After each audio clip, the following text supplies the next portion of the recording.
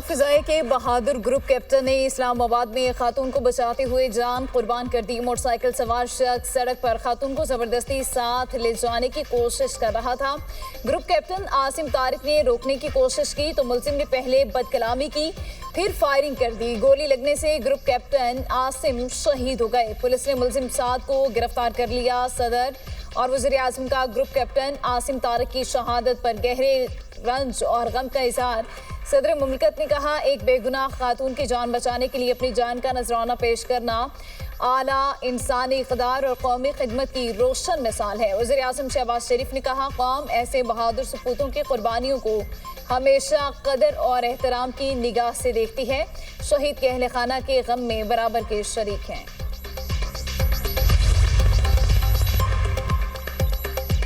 वज़ीर ख़ज़ाना मोहम्मद औरंगज़ेब ने इन्वेस्ट पाक पोर्टल का इफ्तिताह कर दिया। तकरीब से खिताब करते हुए वज़ीर ख़ज़ाना ने कहा कि इन्वेस्ट पाक पोर्टल का मकसद मुल्क में बैरूनी सरमायाकारी को फ़रोग़ देना है। हुकूमत सरमायाकारों को हर मुमकिन सहूलियात देने के लिए पुरज़्म है। पाकिस्तान में सरमायाकारी के वसी मौक़े मौजूद हैं। इन्वेस्ट पाक पोर्टल से सरमायाकारों के लिए आसानियाँ पैदा होंगी। ऐप के ज़रिए कम अज़ कम 5,000 रुपये की इन्वेस्टमेंट की जा सकती है। इनफरादी तौर पर की जाने वाली ये इन्वेस्टमेंट फायदेमंद होगी।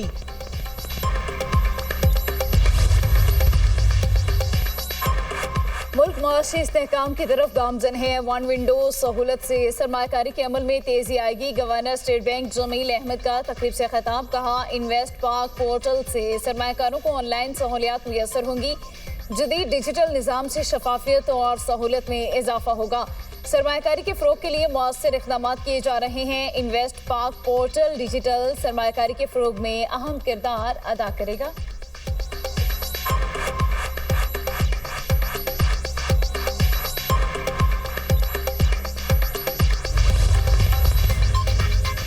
गिलगित बल्तिस्तान के वज़ीर आला अमजद हुसैन एडवोकेट की तकरीब हल्फ बर्दारी आज होगी। चनार बाग में तकरीब की तैयारियां जारी। गवर्नर गिलगित बल्तिस्तान सैयद मेहदी शाह वज़ीर आला से हल्फ लेंगे।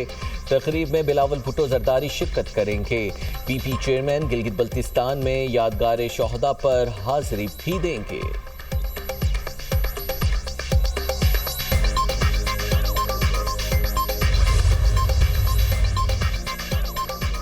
शहीद ईरानी सुप्रीम लीडर का सफर आखिरत। तेहरान में मरकजी जुलूस रवा दवा, लाखों अफराद मौजूद। फजा सोगवार। जस्ते खाकी आज कुम ले जाया जाएगा।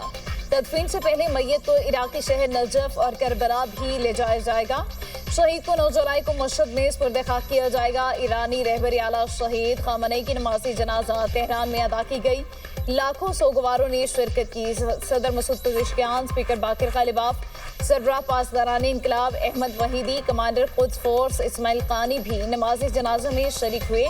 शहीद सुप्रीम लीडर के बेटे मसूद खामनेई, मेसम खामनेई और मुस्तफ़ा खामनेई ने भी नमाज़ी जनाजा में शिरकत की। आयतुल्लाह सुबहानी ने नमाज़ी जनाजा पढ़ाई।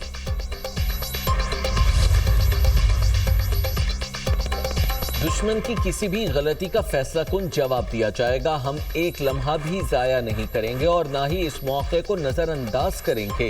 ईरानी फौज का ऐलान। तर्जुमान ब्रिगेडियर जनरल मोहम्मद अकरमीनिया का कहना है कि जंग बंदी के दौरान ईरान ने अपनी जंगी सलाहियतों को मज़ीद मजबूत किया है। ईरानी फौज इस वक्फे को अपनी दिफा और जंगी तैयारियों को बेहतर बनाने के लिए इस्तेमाल कर रही है। ईरानी army chief major general Amir Hatami का कहना है कि शहीद आयतुल्लाह खामनेई के कातिलों का ताक़ुब किया जाएगा। वो अपने अंजाम से नहीं बच सकेंगे। शहीद सुप्रीम लीडर ने इज्जत, आज़ादी और कौमी वक़ार का रास्ता मुतय्यन किया। ईरान की मुसल्लह अफ़वाज सुप्रीम लीडर मुज्तबा खामनेई की क़यादत में फ़राइज़ अंजाम देती रहेंगी।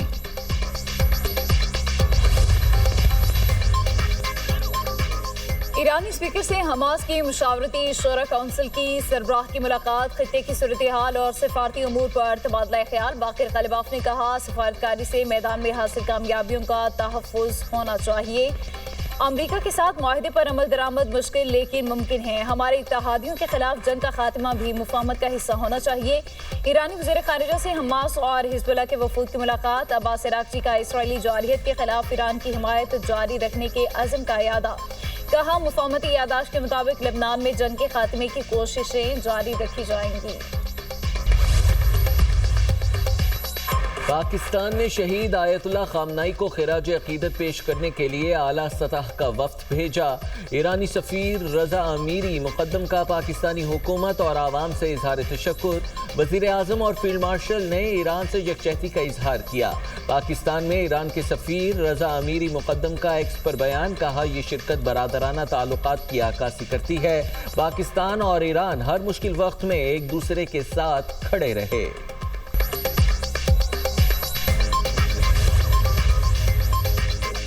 ایران اور قطر کے درمیان بحری تجارت 5 ماہ بعد بحال۔ ایرانی میڈیا کا کہنا ہے کہ بحری تجارت کی بحالی کے لیے دوحہ میں ایران اور قطری حکام کے درمیان بات چیت کے بعد ہوئی۔ ایران کی بندرگاہ دیر اور قطر کی الرویس بندرگاہ کے درمیان جہازوں کی آمد و رفت کا آغاز ہو گیا۔ سعودی وزیر خارجہ کی بحرین کے ہم منصب سے ملاقات۔ شہزادہ فیصل بن فرحان اور عبداللطیف بن راشد کا ایران امریکہ مذاکرات سمیت خطے کی صورتحال پر تبادلہ خیال۔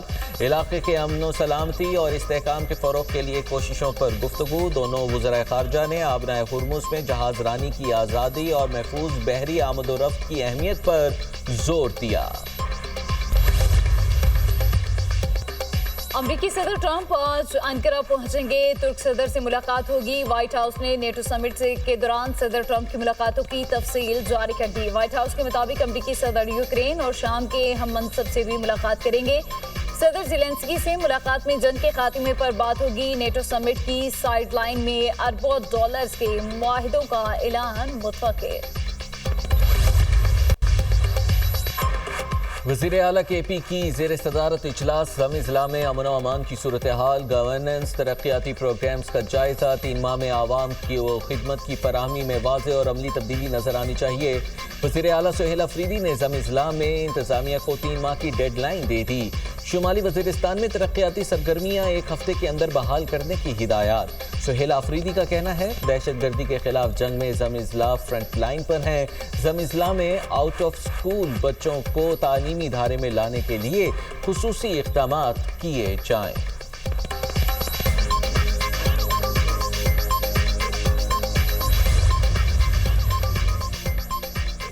غیر ملکی لڑکیوں کی بازیابی کے لیے ایک گھر پر چھاپہ مارا۔ فیملی نے بتایا یہ نائب وزیر اعظم کے رشتہ دار ہیں۔ بڑی شخصیت کے رشتہ دار ہونے پر اعلیٰ افسروں نے قانونی کارروائی کا حکم دیا۔ وزیر اعلیٰ پنجاب نے کہا کہ کیس کو 100% میرٹ پر ڈیل کرنا ہے۔ خواتین کو بازیاب کرانے کے لیے سرگودا میں چھاپے مارے گئے۔ D I G operation Faisal Kamran کی لاہور میں پریس کانفرنس، کہا 1 جولائی کو غیر ملکی لڑکیوں کے اغوا کی کال موصول ہونے پر فوری کارروائی کی گئی۔ لڑکی کے والد کی 15 پر کال کے بعد پولیس بازیابی کے لیے متحرک ہو گئی۔ لڑکی نے اپنے والد کو تصویر بھیجی، اس میں موجود گاڑی کے نمبر سے ملزموں کو ٹریس کیا گیا۔